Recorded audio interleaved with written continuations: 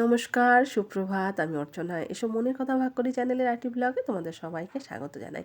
আশা করি সবাই ভালোই আছো। আমিও তোমাদের ভালোবাসা নিয়ে খুব ভালো আছি। এর আগের দিন আমি হাওড়া রেল মিউজিয়ামের যে ভিডিওটা দিয়েছিলাম, সেদিনকে তো ভিডিওটা পুরো শেষ করতে পারিনি। তো পরবর্তী অংশ নিয়ে আজকে আবার চলে এলাম। আগেকার দিনের যে কামরাগুলো দেখছি আর খুব সুন্দর লাগছে। আর এখানে দেখো আমি একটু উঠে দাঁড়িয়েও বললাম ভিডিও করার জন্য। একটা ছবিও তুলেছি। আর এদিকে আমার ছেলের কীর্তি দেখো, যেইখানে যত ইঞ্জিন এখানে রাখা রয়েছে সব কটা ইঞ্জিনের ভেতরে ওর ঢোকা যায়। আর প্রত্যেক কটা মেশিন নিয়ে এটা ওটা নাড়াচাড়া করে মনে হচ্ছে যেন ও ট্রেন চালাতে যেন খুবই পারদর্শী সেরকম মনে হচ্ছে। সত্যি কথা, ও কিন্তু ট্রেনকে খুব ভালোবাসে। আর এই দেখো এই ইঞ্জিনটাকে ঘিরে বাচ্চা কাচ্চাদের ছবি তোলার কত ভিড়। আর এখানে কিছু মডেলগুলো রাখা রয়েছে, আমি পরে দেখাচ্ছি। ইতিমধ্যে আর একটা জিনিস দেখাই তোমাদেরকে। আর এই ইঞ্জিনটার ভেতরে না রঞ্জনও গিয়ে ঢুকেছে। চলো তোমাদেরকে দেখায়। ওই দেখো দাঁড়িয়ে আছে ছেলেকে নিয়ে, হাতে জলের বোতল। অনেকটা উঁচু কিন্তু, সিঁড়ি দিয়ে উঠে তারপরে ভেতরটাতে ঢুকতে হচ্ছে। মনে হচ্ছে আমিও একটুখানি যাওয়ার ইচ্ছে আছে। আর এইবারে এসেছে সেই মডেলগুলো যে রয়েছে, দেখো মডেলের এখানে নাম্বার টাম্বারও দেওয়া রয়েছে, সেই সমেত তোমাদের কাছে আমি তুলে ধরছি। প্রত্যেকটা মডেলেরই নাম্বার দেওয়া রয়েছে, নাম ঠাম রয়েছে, সেগুলো একটু তোমাদেরকে আমি দেখিয়ে দিচ্ছি। আর এখানে আর একটা কথা জানিয়ে রাখি, এই হাওড়া রেল মিউজিয়ামটা কিন্তু সকাল 10টার সময় খোলে আর রাত্রির 8টা পর্যন্ত খোলাই থাকে। আর ঢোকার টিকিট তো 30 টাকা তোমাদেরকে বলেই দিলাম। তারপরে ওদিকে যে টয় ট্রেনটা চলবে তারও টিকিট 30 টাকা করেই। আর 8টা পর্যন্ত এটা খোলা থাকে, রাত্রির 8টা পর্যন্ত। সকাল 10টাতে খোলে।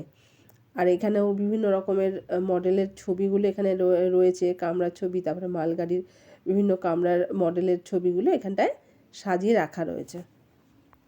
এখানটাতে এসে সমস্ত কিছু দেখে দেখে বেশ ভালোই লাগলো।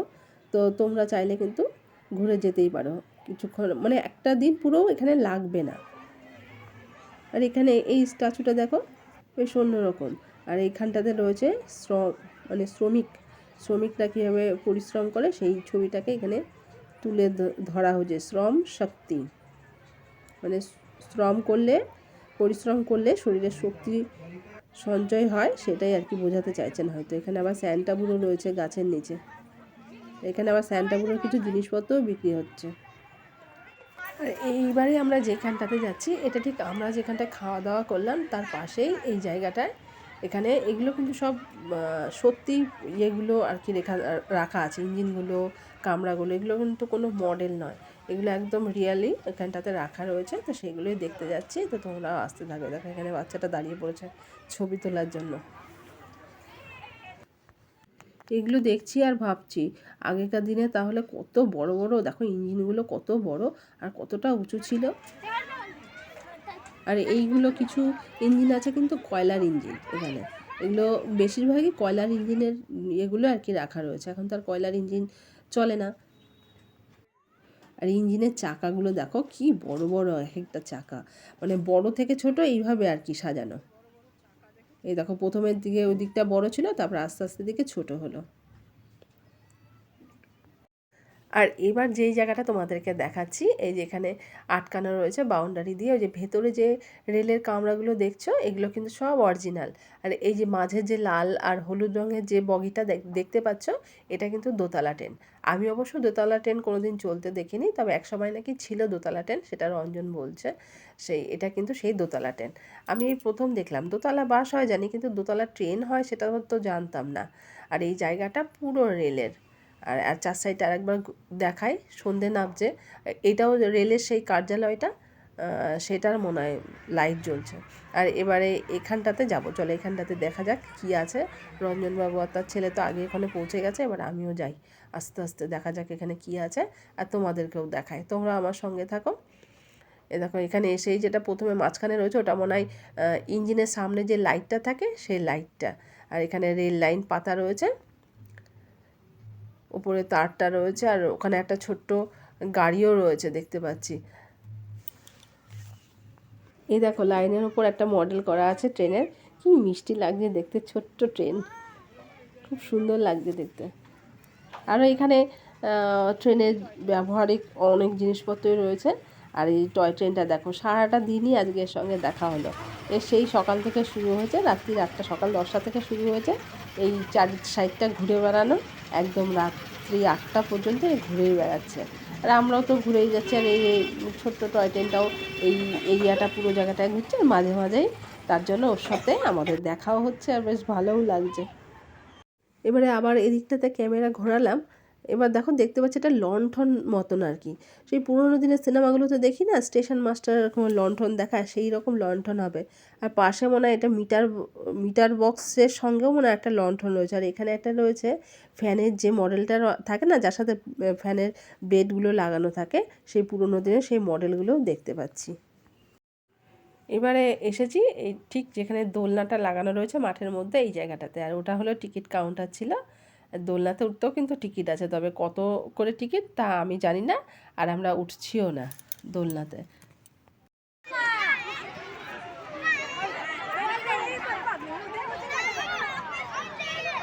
আর ওই দেখো, দূরে দেখা যাচ্ছে আমাদের মিনি হাওড়া প্ল্যাটফর্মে লাইট জ্বলে গেছে। এবারে তোমাদেরকে নিয়ে যাব এই যে এই জায়গাটাতে বিরাসত লেখা রয়েছে, এখানটাতে চলো দেখা যাক এখানে কী আছে। এখানে এসে যেটা দেখতে পেলাম, প্রথমে যার স্ট্যাচুটা দেখছি ইনি হলেন একজন কুলি। আগেকার দিনের কুলিদের একটা মডেল এখানে করা রয়েছে, এই দেখো। এবারে পাশে কি আছে চলো দেখি। ইনি হলেন স্টেশন মাস্টার, এনার নামটা আমার এখানে রয়েছে। ইনি হলেন চন্দন কুমার সাউ। পাশেই রাখা রয়েছে একজন চৌকিদারের মডেল, ইনি হলেন চৌকিদার। পাশেই রয়েছেন ওই যে রেল যে ক্রসিংয়ের যে ব্যাপারটা থাকে না, ইনি হয়তো সেই কাজটাই করেন, মানে বিভিন্ন রেলের কর্মচারীদের মডেলই এখানে তুলে ধরা রয়েছে। এটা কি বুঝতে পারছি না, কেননা ওই এগুলো কাগজগুলো সব উল্টে গেছেন। আর ইনি হলেন রেলের কোনো শ্রমিক, মানে যারা বিভিন্ন রেলের লাইনে যারা কর্মচারী কর্মরত অবস্থায় থাকেন তাদেরই সব মডেল তুলে ধরা হয়েছে। আর এখানে ইনি দাঁড়িয়ে আছেন, এনার কাজ মনে হয় ওই সিগন্যাল দেখানো। হাতে তো একটা সবুজ রঙের লণ্ঠন টাইপের রয়েছে। আর এখানে হাতে লাল আর সবুজ পতাকা নিয়ে ইনি দাঁড়িয়ে আছেন। এটা তো তুমি জানোই, রেল যাওয়ার পরে এনারা যে সিগন্যালটা দেখায়। আর এই পাশে রয়েছে মডেলটা সুপারিনটেন্ডেন্টের, এই দেখো উনি দাঁড়িয়ে আছেন। ইতিমধ্যে সারা এলাকা জুড়ে অন্ধকার নেমে গেছে, আর আকাশে চাঁদ মামা উঁকি দিচ্ছে। ওই দেখো কি সুন্দর চাঁদ উঠেছে। আজকে সারাটা দিন বাচ্চাদের কোলাহলেই কেটে গেল। আর আর তার সঙ্গে রইল এনার শব্দ।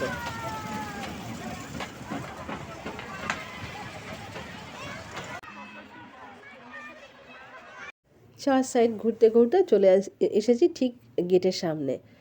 আর আজকের মতো না আমাদের এখানকার ঘোরাটা শেষ। এবার আবার দেখা যাক রঞ্জনবাবুর কী মত হয়, ও আবার কোথায় নিয়ে যেতে চায়, কেননা এখনও তো হাতে অনেকটা টাইম হয়েছে, সবে তো সন্ধে, তাই না। এই দেখো রেল মিউজিয়ামের গেট দিয়ে আমরা বেরিয়ে এসেছি রাস্তায়। আর সকালবেলা তো তোমাদেরকে দেখিয়েছিলাম যে মণ্ডল রেল প্রবন্ধক কার্যালয়টা হাওড়া, এটা পাশেই।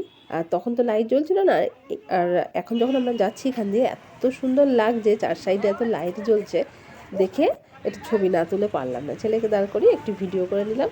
খুব সুন্দর লাগছে দেখতে চার সাইডটা। সামনে অবশ্য গার্ড রয়েছে, ভেতরে ঢুকতে দেবে না। আর শুধু আমরা কেন, সবাই কিন্তু এখান থেকে যাওয়ার পথে একবার দাঁড়িয়ে ছবি তুলছে, একটু ভিডিও করছে। খুব সুন্দর লাগছে তো দেখতে জায়গাটা। হাঁটতে হাঁটতে চলে এলাম ঠিক হাওড়া স্টেশনের কাছেই। আর রাতের হাওড়া স্টেশনকে দেখতে কি মিষ্টি লাগছে, দেখো কত রকমের লাইট জ্বলছে, দারুণ লাগছে দেখতে। একেই তো সন্ধেবেলা, তার মধ্যে আবার শীতকাল, এখন কি আর চা না খেলে হয় বলো তো। চলে এসেছি চায়ের দোকানে। মাটির ঘরে চা খাবো না তো হয় না। মাটির ঘরে খাবে? হ্যাঁ, মাটির ঘরে 15 টাকা, এমনি 10 টাকা। মাটির ঘরে চা খেলে 15 টাকা, আর ওই কাগজের কাপে খেলে 10 টাকা, বোঝো ঠেলা। তাহলে আর মাটির ঘরে খাচ্ছি না, কাগজের কাপেই খাবো। এই মুহূর্তটা না আমার কাছে খুব স্পেশাল। রঞ্জনবাবু আমার হাতে চায়ের কাপটা তুলে দিল। বাড়িতে কোনো সময় একটু চা করতে বলে কোনো সময় করে খাওয়ায় না, যাই হোক এখন দোকান থেকে নিয়ে তাও হাতে দিয়েছে। আর ঠিক দেখো ওই যে হাওড়া স্টেশন তার উল্টো দিকেই এই ক্যাফেটা, এখানে বসারও জায়গা আছে। তো আমরা এখানে বসে পড়েছি, হাওড়া স্টেশন রাস্তার গাড়ি দেখতে দেখতে গরম চায়ের কাপে চুমুক লাগাবো। তো চাটা আমরা খেয়ে নিই, তারপর দেখা যাক রঞ্জনবাবু কোথায় নিয়ে যায় আমাদের। চা খাওয়ার পর আরেকটু কিছুটা হেঁটে এগিয়ে আসলাম, এসে এখানে হাওড়া লঞ্চ ঘাটে চলে এসেছি। রঞ্জনবাবু গেছে ওখানে টিকিট কাটতে, তো এখন বলছে যে চলো লঞ্চে করে ঘুরে আসি একটু, তাহলে আজকে হাওড়ার ব্রিজে তো খুব সুন্দর লাইট জ্বলে, সেটাও দেখতে পাবে, আর ওপাশ থেকে একটা কোনো জায়গা থেকে না হয় ঘুরে আসবো। তো সেটা ধরেই আসা হলো। আমাদের টিকিট হাতে পেয়ে গেছি, আর টিকিট চেক করে আমাদের ঢুকতেও দিয়েছে। তো চলো, এখন পুরো লঞ্চে ওঠার প্রস্তুতি চলছে, তো তোমরা আমার সঙ্গে এসো। আর দেখো, যে আশা নিয়ে আমরা লঞ্চে উঠলাম গঙ্গার উপর দিয়ে কিছুক্ষণ লঞ্চে ঘুরে বেড়াবো, ওই দেখো হাওড়ার ব্রিজের বাবা বললো সুন্দর লাইট জ্বলবে, সেগুলো দেখলে বেশ ভালো লাগবে হাওড়ার ব্রিজটা দেখতে, সেই আশা নিয়ে এলাম। পুরো হাওড়ার ব্রিজ আজকে অন্ধকার। জানি না, আজকে তো 1 জানুয়ারি, কেন এরকম লাইট অফ আছে জানি না। আর ওই যে সাজানো গোজানো লঞ্চটা দেখতে পাচ্ছ, ওটাতে আজকে পিকনিক হচ্ছে। লোকে অনেকে আছে কি লঞ্চ ভাড়া করে নেয়, সারাদিন লঞ্চেই থাকে, লঞ্চে খাওয়া দাওয়া গান বাজনা কিন্তু ওখানে চলছে, আর সন্ধে হলে লাইট জ্বালিয়ে দেয়। সারাটা দিন লঞ্চে পিকনিক করলো, চারিদিকে জলের মধ্যে ঘুরেও বেড়ালো। আর রূপুর বাবা বললো যে এখান থেকে নাকি প্রত্যেক দিনই বিকেল 5টার সময় এরকম একটা সাজানো গোজানো লঞ্চ ছাড়ে, ওটাতে টিকিট কেটে উঠতে লাগে। আর আমাদের লঞ্চটাও ইতিমধ্যে চলে এসেছে, আর ভিড়টা দেখলে কী হারে লোক নামলো। তারপর লোক নামার পর আমি তো ভাবছিলাম কীভাবে উঠবো, যাই হোক ঠেলাঠেলি করে উঠলাম। ইতিমধ্যে এখন লঞ্চে বসে রয়েছি, তো তোমরাও আমার সঙ্গে চলো লঞ্চে ঘুরে আসি। এবারে আমাদের লঞ্চটাও ছেড়ে দিলাম, চলো তাহলে গিয়ে যাই। লঞ্চের থেকে একটু উপাসটা তোমাদেরকে দেখাচ্ছি। দেখো ঝুকঝুক করে লাইট জ্বলছে চারিদিকে, কি সুন্দর লাগছে দেখতে। আর এই যে ঘাটটা দেখা যাচ্ছে, এটা হলো কলকাতার নিমতলা ঘাট। দুর্গাপুজোর সময় কিন্তু এই ঘাটে প্রচুর ঠাকুর বিসর্জন হয়। ইতিমধ্যে না আমার ভিডিওটা 11 মিনিট হয়ে গেছে, তাহলে ভিডিওটা না আর বেশি বড় করবো না, পরবর্তী অংশ আবার পরের ভিডিওতে দেবো। গঙ্গার বুকে লঞ্চে করে ঘুরে বেড়ানোর একটি সুন্দর সন্ধ্যা আমার মনের মণিকোঠায় জমা রইল, আর তার সাক্ষী রইলে তোমরা। আর ওপাশে নেমে আমরা কোথায় যাব সেটা জানতে হলে পরের ভিডিওতে কিন্তু অবশ্যই তোমরা এসো। ভিডিও ভালো লাগলে প্লিজ একটা লাইক শেয়ার কমেন্ট করতে ভুলো না, আর আমার চ্যানেলটিকে সাবস্ক্রাইব করে তোমরা আমার পাশে থেকো। আর যারা আমার ভিডিওগুলো দেখছো তোমাদের সকলকে জানাই অজস্র ধন্যবাদ, আর যারা আমার চ্যানেলটিকে ইতিমধ্যে সাবস্ক্রাইব করে দিয়েছো তাদেরকেও জানাই অজস্র ধন্যবাদ। এভাবেই তোমরা আমার পাশে থেকো। আজকের মতন আসি, টাটা। সবাই ভালো থেকো, সুস্থ থেকো, সাবধানে থেকো, সবাই নিজের খেয়াল রেখো। দেখা হবে আবার পরের ব্লগে।